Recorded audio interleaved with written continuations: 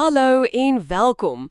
Vandag kyk ons na 'n paar nogal interessante bronne oor Osaka se Suminiewe wijk. Dis die stad se grootste wijk, maar miskien nie die bekendste nie, né? Nee, glad nie altyd bo in die lys nie. Maar jy soek juis daai soort van onbekende stories, daai stukkie geskiedenis wat mens maklik miskyk. So, kom ons delf 'n bietjie dieper in Suminio se verlede en sy versteekte plekke. Absoluut. Die bronne dek nogal baie, van oeroue gedigte tot baie moderne kuns. Dit lyk of Suminio 'n plek is waar die verlede en die hede, wel, nogal interessant deurmekaar vleg. Veral as jy kyk hoe die landskap self verander het. Presies. Kom ons begin sommer daar. Dit begin als lank gelede, né? Toe 'n groot deel van die wijk, wel, onder die see was. Ja, dis moeilik om te dink vandag. Een bron praat van Sumioshi-tsu. Dit was 'n hawe daar. In die 8ste eeu, so oud. Jep, belangrik ook, selfs vir skepe wat China toe gegaan het. Daar's mos daai bekende gedig uit die Manyoshu, Japan se oudste digbundel. O ja, dit roep juist daai ou kuslyn op. Kan jy dit amper hoor? Die see wat klots waar daar nou geboue staan. Presies, daai gevoel. Maar kyk, daai kuslyn het nie so gebly nie. Dit het drasties verander. Deur landaanwinning, veral later in die Edo-tydperk. Ja, die bronne wys hoe die verlegging van die Yamato-rivier, dit was in 1704 hoopslik neergelê het. Dit het die deur oopgemaak vir ontwikkelaars. En dis waar daai een ou inkom. Kagaya Jinbei. Kagaya Jinbei, ja. 'n Slim handelaar. Van so 1722 af het hy begin om groot stukke nuwe grond te ontwikkel. Shinden het hulle dit genoem. Shinden, nuwe reislande, né? Was hy die enigste ou wat dit gedoen het? Nee, daar was ander, maar hy was beslis een van die grootstes. Hy het regtig 'n groot deel van die moderne wijk se fondament gelê. En sien mens vandag nog iets van sy werk, of is alles nou maar modern?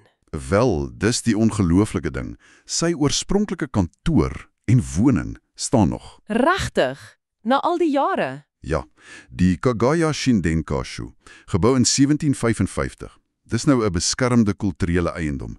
Pragtige ou gebou met 'n tuin, 'n teehuis, weggesteek in 'n woonbuurt. Sjoe, dis nou 'n ware versteekte juweel waarvan jy praat. Dis 'n direkte lyn na daai ou wat die land gemaak het. Presies, 'n tasbare stukkie geskiedenis. Goed, so die Kasho vertel die storie van die land wat geskep is. Maar jy het genoem daar's nog 'n landmerk naby wat die storie van die water vertel. Ja, jy dink seker aan die Sumiyoshi Takatoro, daai hoë kliplantern. Al staan dit tegnies net buite die wijk in Sumiyoshi Park. Dis hy, ja. Dit was oorspronklik 'n vuurtoring. Kan jy glo? Een van Japan se oudstes blykbaar. Om skepe te lei tot die see nog reg tot daar gekom het. Wow, so dit het regtig oor die baai uitgekyk. Ja.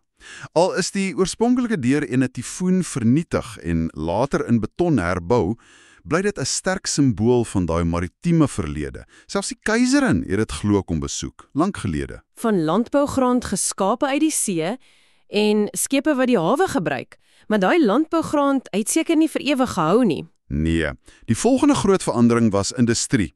Die bronne noem groot name soos Namura Shipyard, die skeepswerf, hulle het in 1911 daar begin. En tekstielfabrieke ook. Jep, die landskap het weer heeltemal verander. Rokende skoorstene. Daar's 'n foto in een bron van 'n enkele skoorsteen dat vandag nog staan, amper soos 'n monumentjie in 'n park. 'n Herinnering aan daai era. Maar selfs dit was nie die einde van die storie nie, né? Nee, want toe begin die swaar industrie weer taan. Die skeepswerf byvoorbeeld. Wat het toe gebeur? Leeffabrieke? Ja, daar was sekere oorgang, maar wat nogal merkwaardig is hoe veral die Kitakagaya-area dit aangegryp het. Die ou Nimura-terrein. Die skeepswerfsin. Ja, dit is in 1988 teruggegee aan die grondeienaar. En in 2005 het dit heropen as die Creative Center Osaka, CCO. So van skepe bou na kunsskep. Presies, dis nou 'n kern van kreatiwiteit. En die hele buurt het saam verander. Ou fabrieke, pakhuise, hulle is nou geverf met reuse, kleurvolle muurskilderye. So dis amper soos 'n oopluggalery. Ja, jy stap daar rond en jy sien dit oral. Die regering het dit selfs erken as 'n erfenis van modernisering. Dis doelbewuste herlewing. Dis fascinerend. En dis nie net kyk nie. Ek sien iets hier van 'n gemeenskapstuin, die Minano Umen. Ja, die Minna-UN, dit het in 2012 begin. Dis 'n perfekte voorbeeld. Kuns, gemeenskap, selfs bietjie boere in die stad. Dit kom als daar by mekaar. Dit wys hoe 'n plek sy ou geraamte kan gebruik om iets heeltemal nuuts te bou. Jy het dit. Dis 'n plek wat homself weer en weer herontdek. So as ons nou terugkyk, sien ons hierdie hele reis van see na land, geskep deur Jinnebay, na plase, toe industrie met rokende skoorstene en nou hierdie kreatiewe, kleurvolle energie, veral in Kitakagaya. Dis die draad, né? Transformasie. Dit voel amper of daai gees van Jinnebay, daai ou handelaar wat nuwe grond geskep het, nou voortleef in die kunstenaars wat die ou fabrieke nuwe lewe gee. Dis 'n mooi gedagte. Daai voortdurende siklus van stedelike verandering, dit laat 'n mens nogal wonder, né? Wonder waaroor?